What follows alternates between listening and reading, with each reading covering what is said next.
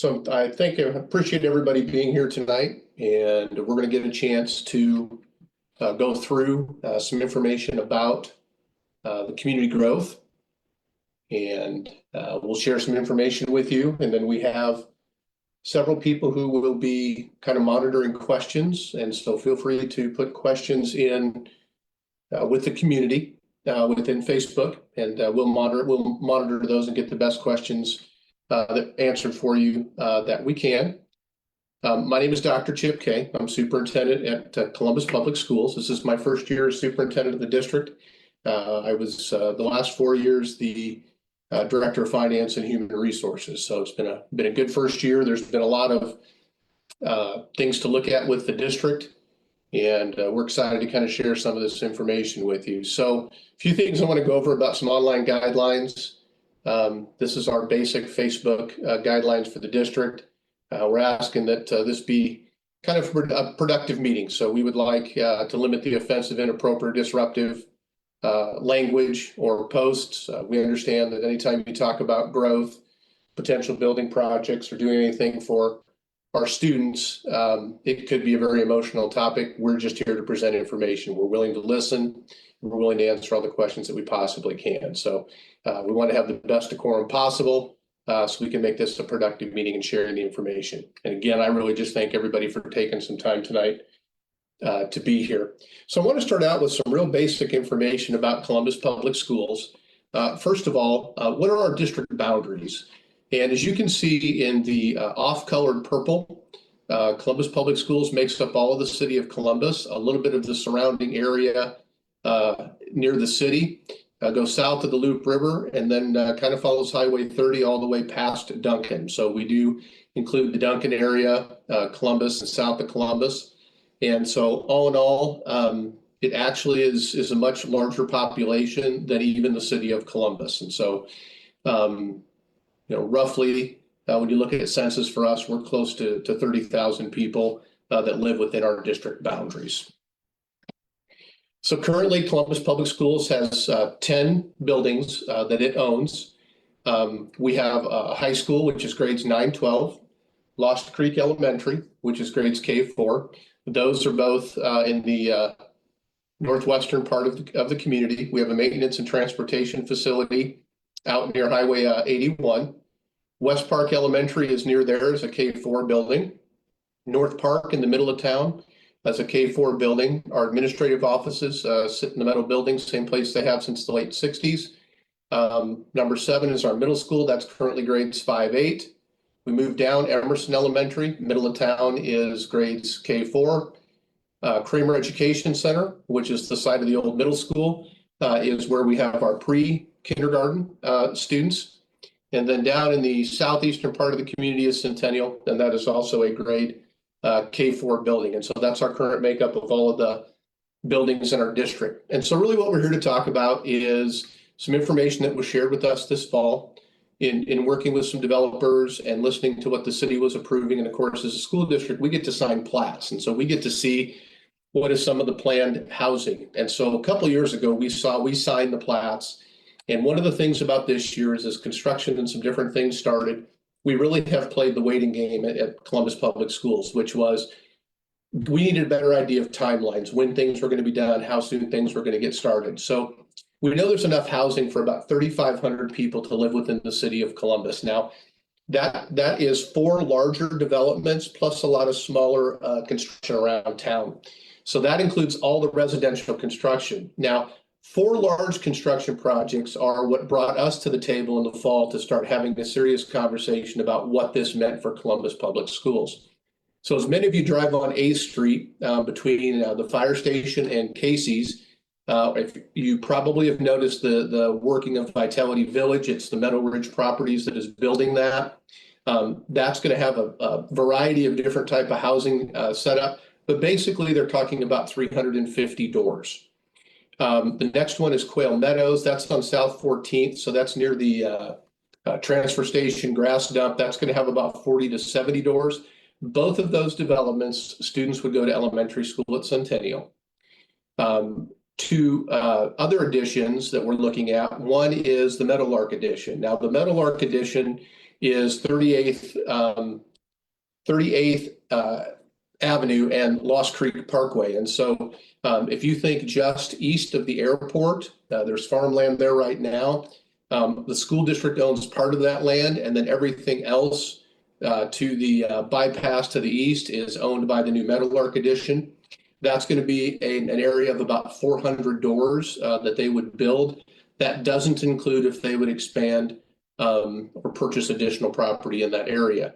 And the last one is Farmview, which is by the airport. That's where they built a lot of duplexes. That's going to have 40 more doors by the time it's completed. So when we started focusing on these four developments, we needed to get a lot more data about what that meant for the school district. And as many of you know who are watching this, we've had some bond issues the last couple of years, and we've been using a lot of data and had some updated enrollment data. Now, some of these projects that I pointed out were not part of that other data that we did. So when you factor in this new growth, we're looking at a similar growth boom that happened in 2014 to 2019. And that's really what's created the issue with us being at capacity. Our district grew by 500 students. Now, a lot of the studies saw that coming. I think that's why the community passed the bond back in 2013, and it really led to the restructuring of the district in 2017. So the housing we're looking at now, we're anticipating to be completed between 2027 and 2030. And I can't stress enough, this is a Columbus issue. So I know that as Columbus Public Schools, we're the ones addressing some growth, and that's because we're already at capacity in a lot of places. And so when you're at capacity, it's time to definitely address growth when you see more coming. But it could impact our services that we provide to the non-public schools in the community. And we have a great partnership with them and support their students and their programs. And we're fortunate in Columbus because we have 3 really good school districts that are a choice for everybody to go to. And so I want to kind of lay that out there as we get into that community growth. So here are our current elementary boundaries. And I want to also bring up that when this growth comes, not everybody starts in kindergarten. So we're going to see kids in every grade level, all the way from in our preschool classes to 12th grade. But our elementary boundaries are really key because right now we're full at most of our elementaries. There's a little bit of space at Centennial, but if you look at this map, the red squares are places that we know they're building homes. The gray stars are the 4 projects that I had on that prior slide. So you can see that the construction that we have concerns over is going to dramatically impact North Park, which is already at capacity, and dramatically impact Centennial, which next year will be a 4-track building except for 4th grade. So as you look at that building, we see some impact immediately on those elementaries. Now, not bringing up the middle school, but the middle school is currently at capacity. Basically, it's bigger than when it was a high school and the high school was built. So if we start getting more students, there's some definite concerns about the middle school. I want to show a heat map. One of the conversations we've had as we've studied all of this data for the last 6 to 8 months is we want to know where kids live. We want to know where they're going to live. And on this map, you can see the darker the red, the more students. And so you see the number 2 in there. That's Emerson Elementary. And so we've gotten a lot of feedback already about doing something different with elementary. That's our densest populated elementary area. To do anything other than have that in an elementary building would be incredibly detrimental to a lot of the families that probably have kids walk or have that school. Number 1 in the lower right is Centennial. If you look at the 2 gray stars, you can see how that's going to really fill in. Number 5 is West Park. We haven't seen some of the building out there, but West Park's only a 2-track building and is at capacity right now. 3 is Lost Creek. Lost Creek has some of our other programs. It will have a new kindergarten class next year. We're going to have to expand to 15 sections of kindergarten. We're anticipating, based on current enrollments, to have about 300 kindergartners next year. And so Lost Creek is the one place we could add another classroom for next year. That's not a long-term solution. There aren't going to really be much space left at Lost Creek. Number 4 is North Park. North Park is a 3-track building, and that's at capacity. If you see the gray stars, you can see the impact that's going to have on North Park. And so while some of those areas aren't dark red now, this has really helped us to make some good decisions about boundaries, some good decisions about where people live. And so that makes a pretty important impact on what we're doing. So I want to share that we did a study with RSP in 2022. And at that time, these projects were not a part of what was in this study. And in 2022, they anticipated that this school year, our enrollment would be 4,113. As you can see on the far right of the slide, our enrollment's actually 4,099. It's off 14 students. And so with no impact on that building yet, we feel like the 2022 study was actually a pretty good one for a baseline. So that's the one we worked with RSP and the group that did our 2021 to get some updated numbers. And so to look at updated numbers, and there's a lot of numbers on here, I want you to focus on the far right so we can look at total district enrollment. At the current pace of building, our district is going to grow from basically 4,100 students to a minimum of 4,462. So that would be 362 students. And I know in our last meeting, when I said 362, a lot of people go, well, can't you just put them here, there, whatever? So 362 students, to put that in perspective, that's bigger than any elementary school we have right now. And so 362 students is, even if it's spread out over several grades, is going to really taxi some systems. Now, if things are built quicker and you start accelerating, we could see growth already by fall of 2026. It does stabilize out to 4,471. Now, that enrollment data that's been updated by School Planning Advisory and RSP takes into consideration that not all students come to Columbus Public Schools. So it does factor in that a percentage of our population will choose to go to a faith-based school, okay? And some will opt out to Lakeview. Now, the bottom number, which is the maximum calculated based on doors, if 100% of the students from the new construction chose to come to Columbus Public Schools, our enrollment would be 5,139. We definitely don't have the space for that right now. And even some of our discussions haven't been around 5,139. So we know that that's the maximum we could have based on the data from the construction, and we know what our minimum is. And so really, as we're planning, we're looking for what that number really is. And we're really talking a lot about being prepared for 4,600 students. That's going to give us the opportunity to potentially grow a little bit. Now, we could do some configurations that could make the district hold 5,000 students. That's feasible with some other things we could do, but that's also why we want to have these constructions, because we really want to get feedback on whether or not that is kind of a reasonable number to work with for us. So when we did the bond issue back in 2024, we had some feedback about some things from the voters. So the number one thing was limit construction projects to one. Now, I think that was misinterpreted in some social media that we'd already made a decision about doing one project. No, what we heard is don't put 8 to 12 things on the bond issue. Let's try to find one thing that could potentially solve your problem. You need to create classroom space at the elementary schools without having additions on 5 buildings. And so some of the feedback was adding on to 5 buildings is not what they want to see done. Now, we have some limitations there, and I can talk a little bit about that as we go. Reducing the size of the middle school, allowing for growth in grades 6, 7, and 8 while still expanding in 5th grade. Don't make any additions to the high school. You need more academic and programming space for K-12.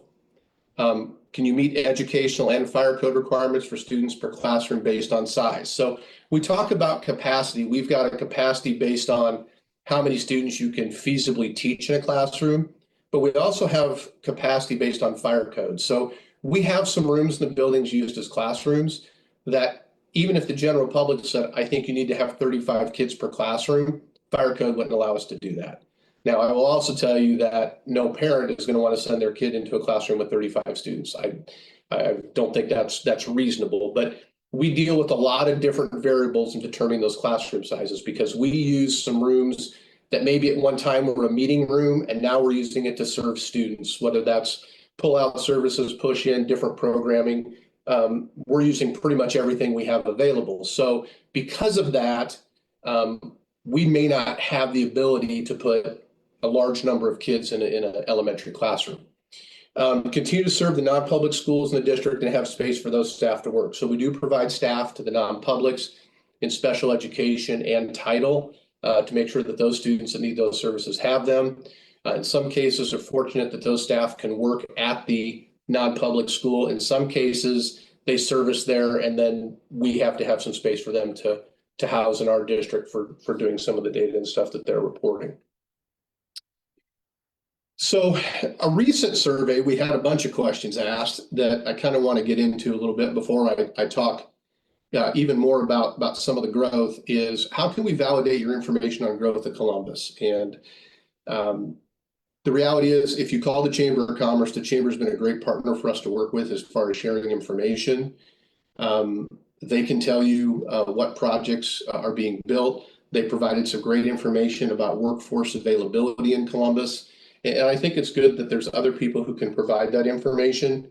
Very, very helpful when you want to validate what we're talking about. So here's some of the other things I want to talk about that have come up. Don't allow opt-in students. So state law prohibits us from denying option enrollment unless we're at capacity. Well, we're at capacity. So we only accept option students where space is available during the current school year. The reality is we don't typically accept option students during the school year.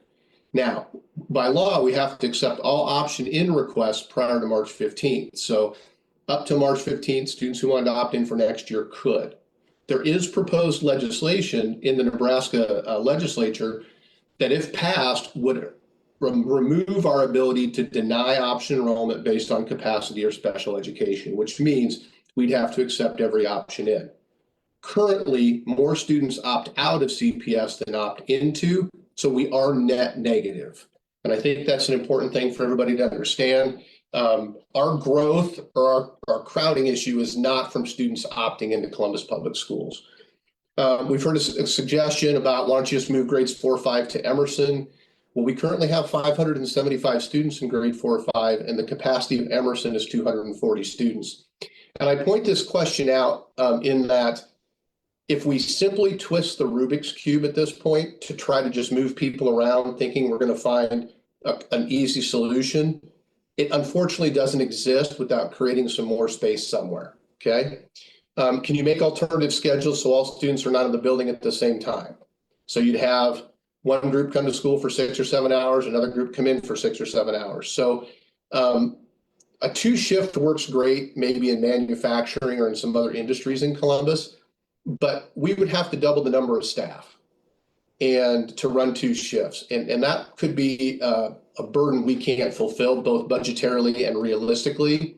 And there's no way we're going to ask our teachers or staff to work 14 hours a day to serve 2 students, to 2 groups of students. And this is the second or third time that suggestion's come up. And the reason I want to bring it forward is, while I understand where it's coming from, it isn't going to work for us. Can we get businesses to provide grants for the building? Well, that was great. When we built the high school, our businesses were awesome at stepping up for STEM and helping us get equipment, but that isn't the process that's used for building public school construction. Because when we do public school construction and we do a bond issue, the businesses pay property taxes on that bond just like residents and just like those in agriculture. So everybody is paying for that construction bond. And really, that's the contribution by businesses. I appreciate that being brought forward. A great opportunity to explain. Why don't you just sell the land that you have to fund the project? So we do own some land. We own about 80 acres on 3rd Avenue. Part of that will be developed into either a future site at some point for CPS, with the idea then that we would sell the remaining land. Even if we sold that land and didn't develop it, it probably is only going to account for less than 5% of an estimated project. So I think there might be some misinformation about what our land's worth or what we can get for it. But getting rid of that land is not going to pay for us to do any project that we would need done from a large construction standpoint. 4th, 5th, and 6th should be together, or we should consider building 3 new elementary schools and make everyone K-6. I appreciate that suggestion. I think that that has some thought process of where we're trying to go, but building 3 new elementaries is probably too ineffective or too inefficient from a cost standpoint. Not going to come forward with a $90 to $100 million project for 3 elementaries, especially when we don't have enough land to build them. On top of it, we probably still have to add some space at West Park or Emerson if we're going to go to K6. So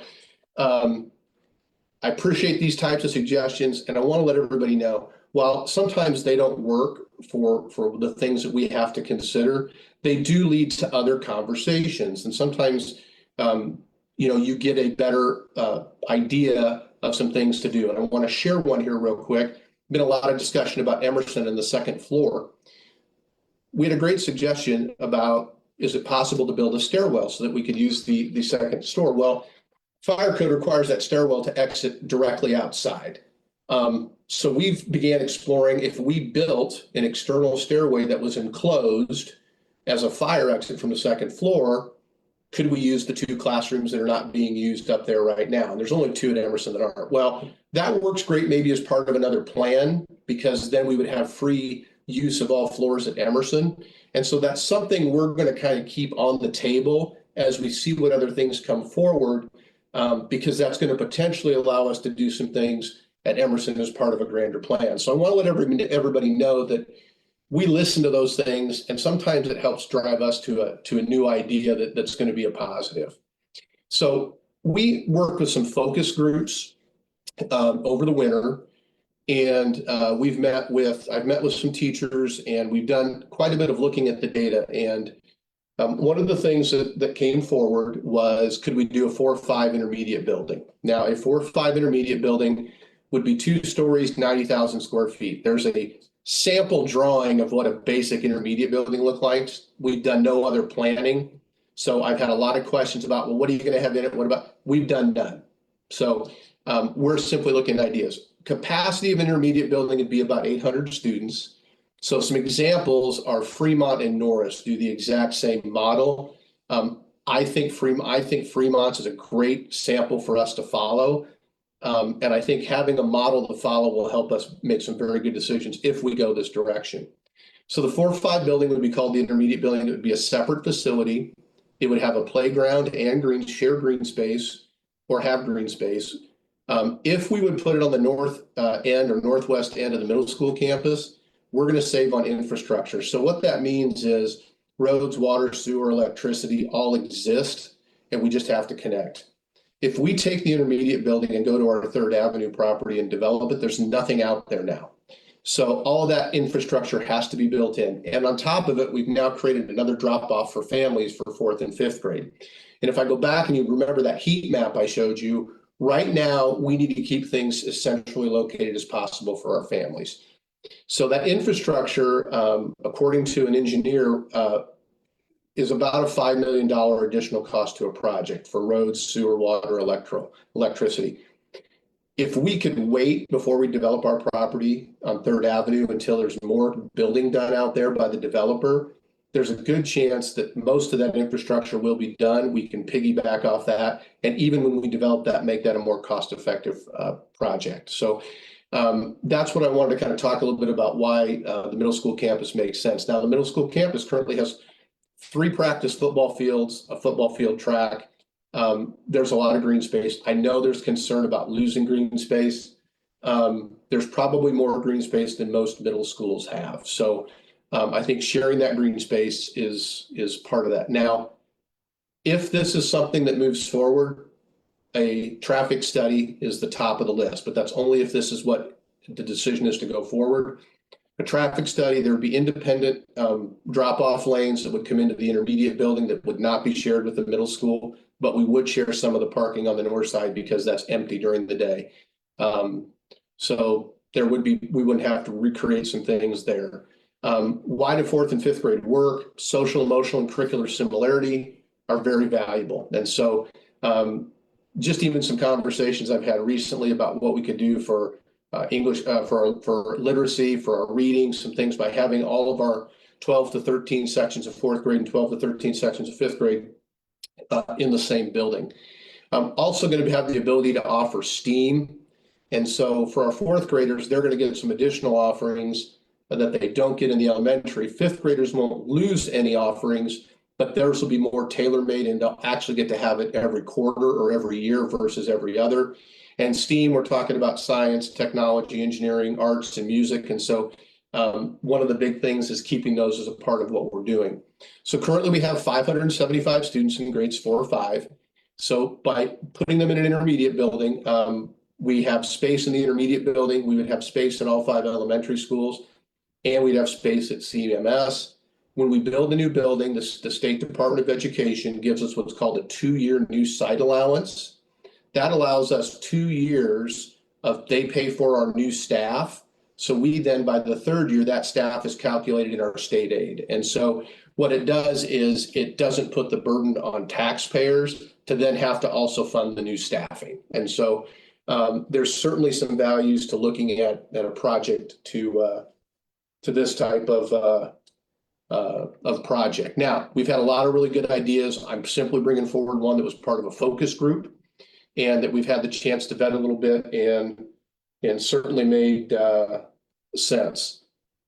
So what does it mean if we would do an intermediate building? How does that affect everything else that we're doing? And so for elementary, Lost Creek becomes a 4-track building because they would have space to do it. That's 4 teachers for each grade, K1, 2, 3. Centennial is already a 4-track building, so they would be 4-track for K1, 2, 3. But we would add a high needs and behavior program to Centennial. Now, currently, Lost Creek is the only elementary that has those. As we have increased enrollment in elementary, having 2 of those programs for K3 would be incredibly invaluable for our students who need those services. Now, we would also have those services in the intermediate building, so grades 4 and 5 would have them as well. North Park and West Park, we would have enough space to add 1 track per grade to each site, so K1, 2, 3. And then Emerson could be add another full track per grade, but that's only if we add the enclosed stairwell. So you can see how that conversation really led us to a small addition to some project, but now we've actually done the equivalent of building a 4-track elementary. So that gives us quite a bit of space in our current elementaries without having to add on. We know that there's been conversations about the kitchen situations and eating. By being K3, there's going to be some flexibility in scheduling that might help us with having a gym and cafeteria. We may have to improve some of the kitchens and expand them, but we wouldn't have to incur long-term debt. We could put those in as part of our building fund and maybe do 1 kitchen a year over 5 years. The value there is we do eventually get them done. We've got some time to get it done. We can plan for it, and we don't incur long-term debt because that's part of what we tax now. The middle school will be in grades 6, 8. There's obviously some value to scheduling and staffing from an efficiency standpoint for grade 6, 8, because that's the typical middle school model. Enrollment would likely fall between 850 to 900 right away. I think 879 was the number I pulled out when I was doing some numbers today. And the capacity of that building is about 1,200. So we immediately get some expansion area in the middle school. And then as far as the district goes, we're already doing some things with safety and security. And so we're doing that as part of our budget right now, realizing and kudos to some of our staff. We're under budget on those projects, and we're not going to incur any long-term debt while improving the safety and security. I kind of mentioned what we would do through kitchens. The goal would be that the only long-term debt incurred would be whatever project we decide needs to be a part of this major build. It does increase our K-8 district capacity for growth, and we will adapt elementary boundaries. So we already looked at exploring just changing the elementary boundaries now to see if that would alleviate our problem. And unfortunately, the answer is no. In fact, we've had to go to some hard dates that if you're not enrolled by a certain date, we can't even guarantee you the elementary school that you live by. We have to put you where there's space. But we would adapt the elementary boundaries after we would do this project. Now, long term, we have 4 additional sections of each grade in K4, and we'd have additional space in the middle school. Now, this is a tough subject to talk about, but all those kids are going to eventually go somewhere for high school. And our high school currently sits at 1,350 students. We would probably have to address an addition to the high school at some point. And I've had a lot of kind of mixed questions. And I will tell you that One question was, well, what are we going to do about the high school? It needs to be included. I've also had comments about, you better not ever do anything with the high school. We just built that building. And I understand both of those sentiments. So reality, nothing for the high school is going to be on the bond issue. Also a reality, we're going to have to be very conscious of growth and how it impacts the high school. So could we do an addition, just like we're doing those kitchens, with the bond, with the special building fund, not a bond? And that's a possibility. There was no way in 2013-14 that any of the data would have been able to see beyond 23-24. 10 years is a typical data window. It would have been difficult to predict the type of building construction and growth that Columbus is about to see in the next 5 years. And so I think it's fair to say that if we have to do an addition, we're not talking about a huge addition, but we have some time to really look at how that needs to be addressed. And feedback from everybody is key. If the majority of the people come back and say, Dr. K, we'd like the district to consider putting the addition with this just to see what it would cost or look like, we can do that. I'm not telling you that that's something we have to do right now, but want to make sure that we get that on the table. So the big question is the what if. Now, this is a big red if, so I really don't want people running wild and rampant with this a little bit. This is a what if. So let's say that a decision is to do the intermediate building, and the school district then, the Board of Education would make a decision by June 16th, whether or not to do a bond election this fall. So we're going to use a round number, like the bond would be less than 40 million. And I use that number because we don't really know. We know it's not going to cost 40 million. So we know that would be the max if we did an intermediate building. So if based on today's numbers, if we went to pass a bond for $40 million, it would increase the levy 4.7 cents. What that means is $47 per year on $100,000 evaluation, less than $4 per month on 100,000. So if you want to estimate what that means to you, take your valuation and you can multiply it by 4, and you'd figure out how many dollars per month it would cost you on your property tax. The nice thing is any staffing is covered by the 2-year side allowance. So that we're going to see that in state aid, which means we don't have to worry about taxing for that. We would approach this project just like we've done our safety and security projects. Those are currently under budget. And so very pleased that the projects that we've done the last few years, we've been able to accomplish all the goals we set out to accomplish, and we've done it within the fiscal means that we had set forth. So an intermediate building closely resembles an elementary from a construction standpoint. So there's a cost savings. We did some research, and the most recent middle school built was Blue Stem Middle School in Omaha. That would be about the size, if we were going to build a second middle school, would be about $55 million. And then Bennington just passed a bond for a high school for about $110 million.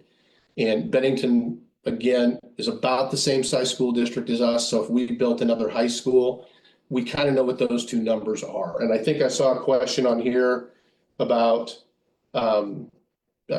some ideas about what about a high school, what about a middle school. I want to let everybody see those numbers and have some idea what we're dealing with. So we know from the prior bond issue, when we were talking about things at the additions to the elementary, kitchens, addition to the middle school, we couldn't get that under 40 million. And so to get this single build for 4 or 5 under 40 million is ideal. Big reality, and we've heard this feedback from parents, from teachers, and I'm going to tell you that I agree with it. Bigger isn't always better for students. We have some fantastic teachers in our school district. I couldn't be more proud of what they do. But you put 1,200 middle school kids with their social emotional stage in one building is it's a challenge. And so bigger isn't always better. And I think that even can be said for our high school. At what point is our high school too big? And maybe we'll never have to have that conversation. But those are things I think as a district and as a community, we should have an idea how we feel about that. So had a lot of questions and suggestions. I'm going to kind of turn over to the Q&A here a little bit in the chat, and I know that I've got some people who are kind of monitoring that for me, and we'll see if we can get some of those answered. I do want to tell you that I had a question about why can't we just use modulars? Why can't we just bring trailers? And I think that was brought up at our public meeting on April 2nd. And theoretically, that would be an option on the table. Now, a few things I want to talk about with trailers. Number one, it's not like bringing in a mobile home, plopping it down, and you're ready to go. We have city code that's going to require us to put it on a foundation, and then you're going to have some water, sewer, electrical hookups. They're also not cheap, and the return on investment is pretty poor. And then you also have to find location, so then you tend to lose some of your playground space or other things like that. Typically, when people suggest trailers, it's not typically people who have kids in school. Most parents don't want their kids to have to walk from the building to the trailer 2 or 3, 4 times a day. I think about some of the cold days of school this year. I had the security of knowing our heat worked, and once the students were in the building at the start of the day, we could keep them warm all day till they went home. That would be one of the concerns about trailers. Safety and security is always a concern about using trailers. Could that be what we have to do if we don't pass a bond? That was asked in the April 2nd meeting. Probably before we went to the trailers, we would eliminate use of some of the classrooms. So we have elementary music. I can free up one room in every building by cutting elementary music. I can get rid of the computer labs. I can move all the special programs back into small rooms. Our offices probably would have to do those things before we looked at trailers. The middle school, if we have any growth at all, we're probably looking at trailers. And so there's some, I think, staff and parents concerned about losing green space. So you either lose green space to an intermediate building, or you lose a green space to 4 or 5 trailers that are going to have to be placed. And so that's the reality of our situation over the next 2 to 3 years. And I just want to bring forward kind of everything that's been talked about. Let me see if I can go through the questions here real quick. So how many students would those developments produce each for Centennial and North Park? I will go back. And so we have some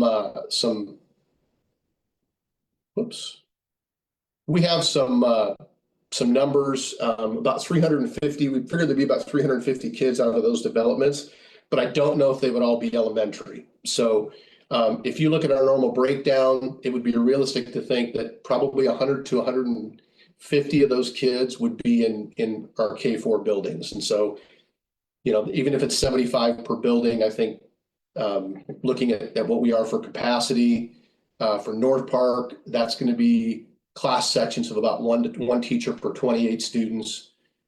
Centennial would probably be about 1 to 25. And that's maybe best case scenario. And that's also a guess there on that too. I saw the defining 3-track, 4-track. I apologize for that.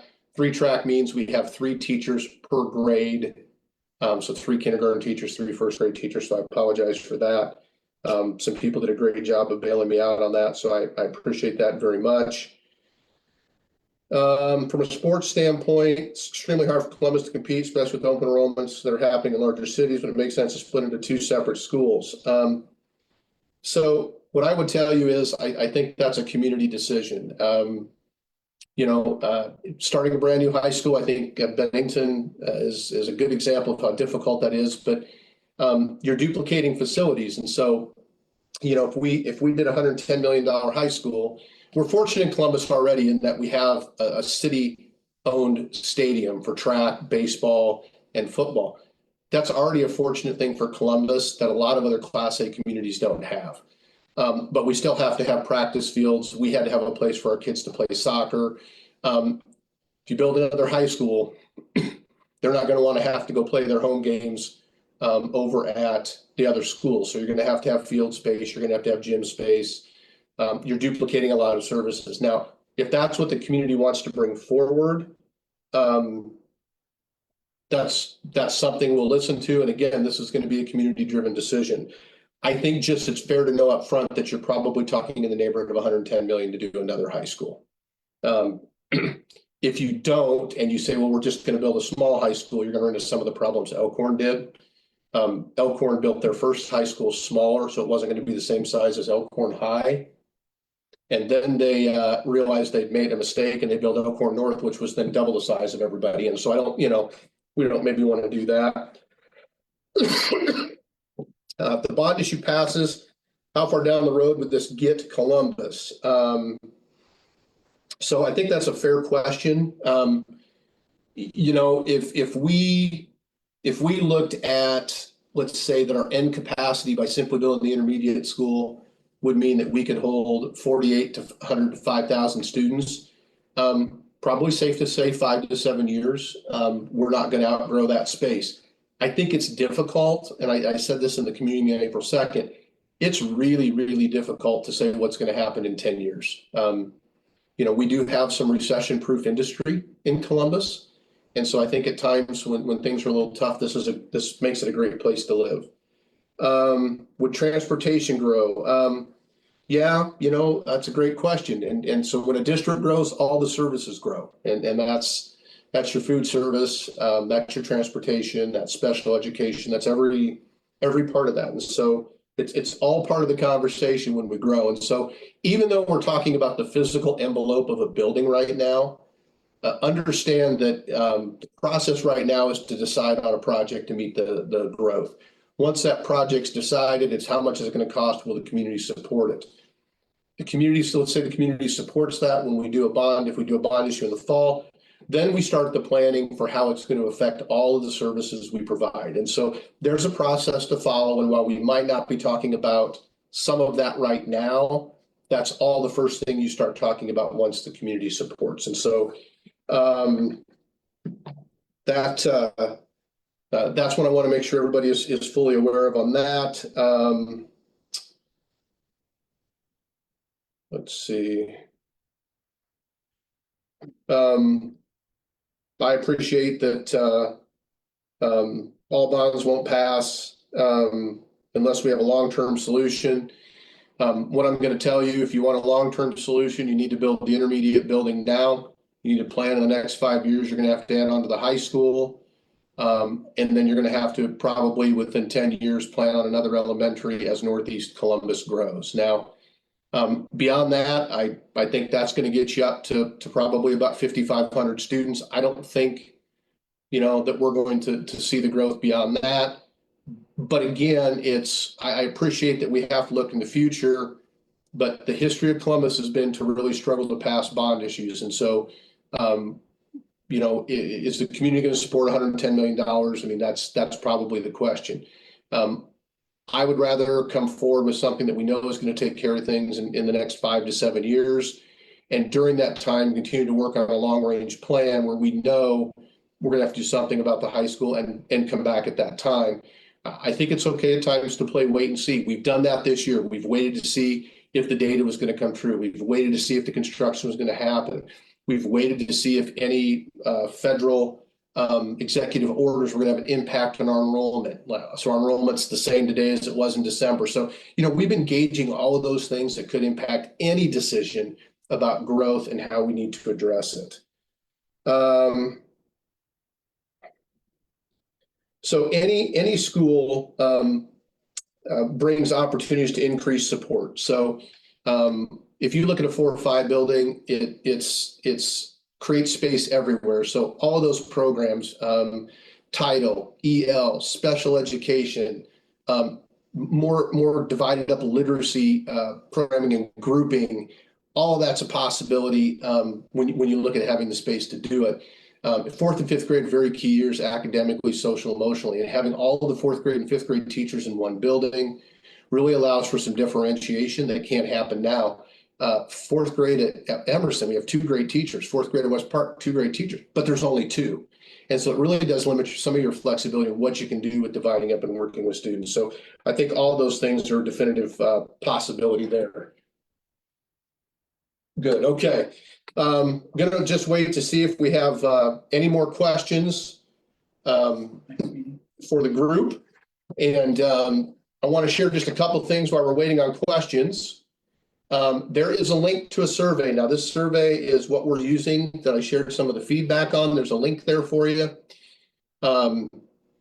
please take the time to fill the survey out. We appreciate if you let us know how you want to get the information and your thoughts on some of the things that we brought up. And then May 1st, we're going to do another in-person meeting. We're going to do that meeting May 1st at CHS at 7 p.m. because that's the largest place to hold a crowd. We really think at that point, we're going to come forward with all the ideas that have brought forward that we've been able to vet, and going to take a lot of pretty important feedback that night because our school board is going to have 2 board meetings in May. They've got to have the discussions about the feedback and the data from our community to decide what decision is going to be made moving forward.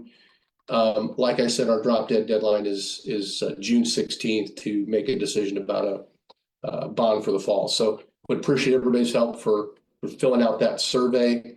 I hope a lot of people can make it to the May 1st meeting, and we can continue to get information out there for everybody in the public. Isaiah, I'm looking to see if we have any more questions. Yes, I've seen. Okay.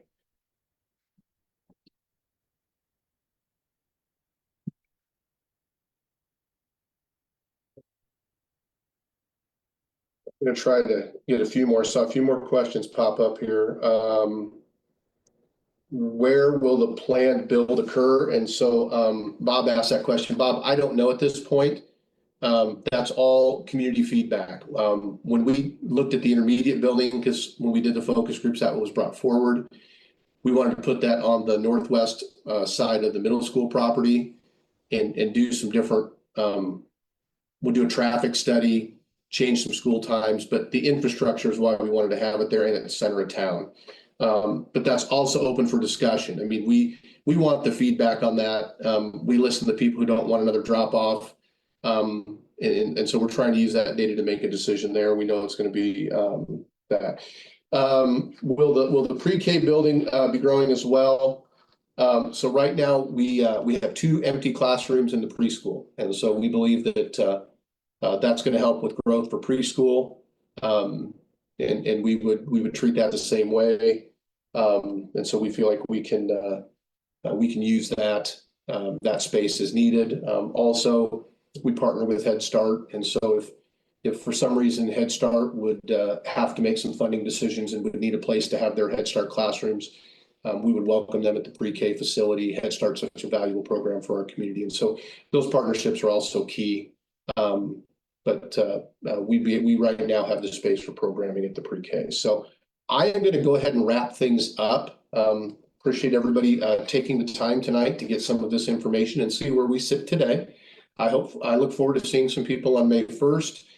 Please fill out the survey and provide some information by sharing your email through that survey. When we have other questions we need to ask or other information, we're going to share it that way.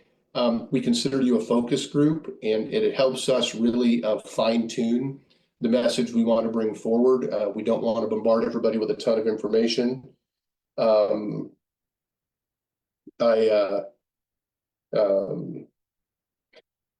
I appreciate that. Heard so much talk about public school trying to drastically increase property tax. Yeah, Leanne, thank you for that comment. I think that's true. This year, everybody's property taxes should have went down from the school. I can't guarantee everybody, but I think that's the difficult narrative we're gonna continue to battle. I think when a final decision's made and we know what the cost is, we'll spend time really educating our community on that impact. Right now, I think people are making a lot of assumptions, and it's unfortunate, but we haven't really decided on anything. So don't really want to do anything until we know that. So some great suggestions. Leanne's about to get herself added on to our bond committee if we decide to go to bond. She's got some great suggestions on here. So thank you very much, Leanne. Again, appreciate everybody for being on here. If you do want to help us, if you want to be part of a community committee, should things move forward that helps with some of the planning or potentially some of the information on the bond, my email address is on the school website. You can send me an email directly. Let me have your information, and I will gladly add you to a community group as soon as we get that together. we've had some fantastic community members who have stepped up and been a part of things, and that is invaluable. So again, thank you very much. I want everybody to have a great evening. Hope everybody has an enjoyable Easter, and we look forward to seeing everybody again on May 1st. Take care.